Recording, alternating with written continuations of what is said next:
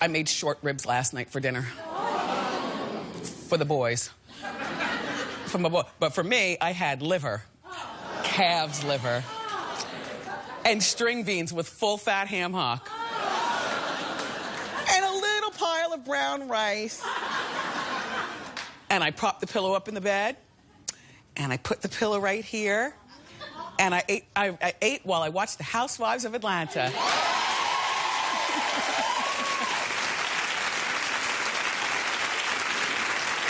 The ladies got together for a road trip to Savannah, Georgia. And Kenya and Candy butted heads before the bus even took off. All right, so you watch and then we'll talk, because I got a lot to say. Go ahead. Everybody's blocking you out right about it. Everybody's not blocking me out right now. And you don't nobody give a about what you saying, so sit your ass down. Sit your ass down. I'm not gonna sit down, Candy. If you ready to go, go. Okay, well then I guess you don't want to stand here all damn day. Okay, don't nobody want to hear you yelling. It's okay, I'm not yelling. No, but you are yelling. We're headed on another trip that we can't even get started off on the right foot. I mean, am I wrong for putting the trip together? I'm just trying to do something good, but fault me for being an angel. So, here's what happened. So Nene was planning this trip. Now, this is supposed to be the big trip, you know, when, you know, all the Housewives franchises, they have a big trip. Bravo, why was their big trip to Savannah, only 4 hours away? Shout out to everybody in Savannah. I love you all, but I'm just saying, the Housewives have been to Africa. They go to Tahiti and Aruba and places like that. Savannah? Really?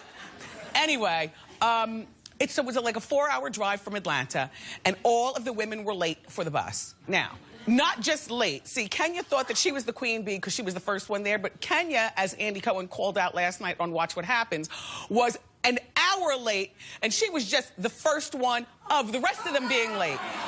Phaedra was like 3 hours late. She was the last one to get there. I don't get that whole late thing. I can't stand late people. And I know I'm late sometimes, but it's usually my husband's fault, you know, because on account of if he's the one driving, you know. But maybe it's because I've always been live radio. You got to be on time, you know. And also, you know, here in the tri-state area, there's so much traffic. You know, we have to leave at least an hour before we go to the grocery store. It's just ridiculous.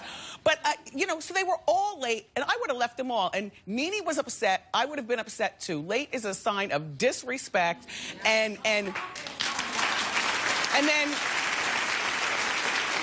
here goes Phaedra. She was the latest of all the lates, like hours late, and she said, well, you know, I'm a mother. There's no excuse. There's no excuse. When you're a mother, you know to get up at 3 o'clock in the morning instead of your usual 6 o'clock in the morning, because you know you've got stuff to do if you're going to be meeting your girls on time at noon. There's no excuse. And I believe being late crosses all colors, although it's my people who get the CP time thing. CP time means color people's time. We get that, but no, I'd rather be early than be late. That's why in my bag, I always have an extra charger in case I want to go read the blogs on my phone. I always have magazines, you know, the good ones, like, you know, Life and Style and The Star and stuff. And I always have a book. Get there early and occupy yourself. There was no excuse for being that late. I still can't believe they went to Savannah, though. We need to budget up and send these girls someplace else. Anyway, I'll be watching next week because now they're still in Savannah, so that's when all the mess will go down next week. And then Kenya's coming here tomorrow, so we'll talk to her. I know.